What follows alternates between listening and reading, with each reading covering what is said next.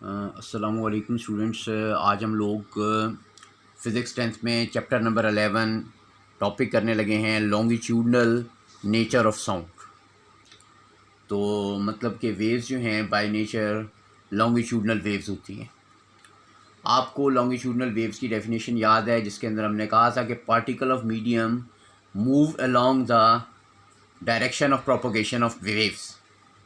तो यहाँ भी हम देखेंगे एक डायग्राम पहले आपको दिखाते हैं, उसको आपको समझाने की कोशिश करते हैं। लुक हेयर, ये आपकी किताब ही मैंने खोली हुई है, पेज नंबर है मेरे पास 21। तो लॉन्गिट्यूडनल नेचर ऑफ साउंड हम रीड कर रहे हैं। यह आपको एक ट्यूनिंग फॉक नज़र आ रहा है। ट्यूनिंग फॉक अभी नॉर्मल पोजीशन में है।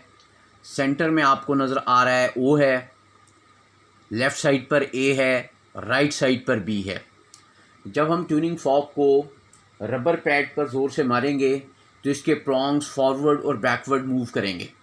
जब ये प्रॉन्ग, इसका नेक्स्ट प्रॉन्ग ये वाला फॉरवर्ड मूव करेगा तो बी पोजीशन पर आ जाएगा, बैकवर्ड मूव करेगा तो ए पोजीशन पर चला जाएगा। और स्टूडेंट्स, जब ये फॉरवर्ड मूव करके ओ से बी पोजीशन पर आएगा तो ये आगे वाली हवा को पुश करेगा। उस पुश की वजह से कंप्रेशन क्रिएट होगा। या आप नीचे वाली डायग्राम में देखें, ये कंप्रेशन है। यहाँ हवा के particles are spaced very closed apart. यहाँ पर डिस्टेंस पर थे, यहाँ पर स्पेस्ड क्लोज्ड अपार्ट हो गए हैं। ये हमने एक कंप्रेशन प्रोड्यूस कर दिया है जब प्रॉन्ग फॉरवर्ड मूव किया, ओ से बी की तरफ आया। फिर बी से ये वापस जाएगा वाइब्रेट करता हुआ, और इस दफ़ा ओ पर नहीं रुकेगा बल्कि पीछे ए पर जाएगा। जब ये प्रॉन्ग बैकवर्ड मूव करेगा तो इस दफ़ा कम हवा का प्रेशर प्रोड्यूस होगा। ये जो कम हवा का प्रेशर है इसको हम कहेंगे रेरफेक्शन। तो आप देख रहे हैं यहाँ पर ये जो एरिया हमारे पास प्रोड्यूस हो गया है, यहाँ पर हमारे पास air particles are far apart, बहुत दूर दूर हैं एक दूसरे से। तो ये हमारे पास रेरफेक्शन है, लो प्रेशर एरिया है। तो इस तरीके से प्रॉन्ग्स वाइब्रेट करते जाती हैं। हाई प्रेशर एरिया यानी कंप्रेशंस और लो प्रेशर एरिया यानी रेरफेक्शंस प्रोड्यूस करते जाते हैं। यही कंप्रेशन एंड रेरफेक्शंस हमारे कान तक आके हमें सुनाई दे जाते हैं और साउंड हमें सुनाई दे जाती है। तो एक सिंपल एक्सपेरिमेंट से हमने बता दिया कि जी हमारे पास साउंड जो है वो लॉन्गिट्यूडनल वेव्स हैं। ज़रा किताब से इसको रीड भी कर लेते हैं। Propagation of sound waves produced by a vibrating tuning fork can be understood by the help of the experiment. Before the vibration of the tuning fork, the density of the air molecules on the right side of the tuning fork is uniform। ये हम diagram एक दो फिर आपको दिखा रहे हैं।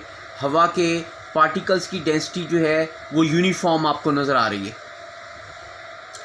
When the right prong of the tuning fork moves from mean position O to the position B rightwards, it exerts some pressure on the adjacent layer of air molecules and it produce compression। हमने आपको दिखाया था diagram में, mean position ओ से B की तरफ हमारा prong move किया, हाई प्रेशर एरिया यानी कि कंप्रेशन प्रोड्यूस हो गया। नेक्स्ट पेज पर चलते हैं।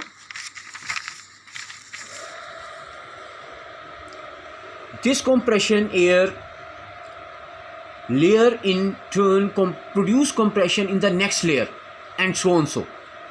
So a moment later, the prong began to move from B backwards toward A.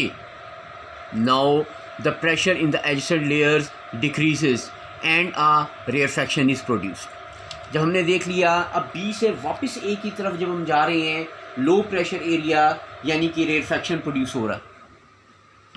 This rarefaction is transferred to the air layer next to it and then next to it। As the tuning fork moves back and forth, a series of compressions and rarefactions are created in the air।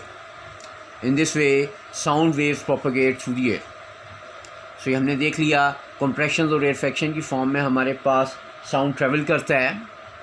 The direction of the propagation of the sound wave is along the direction of oscillating air molecules।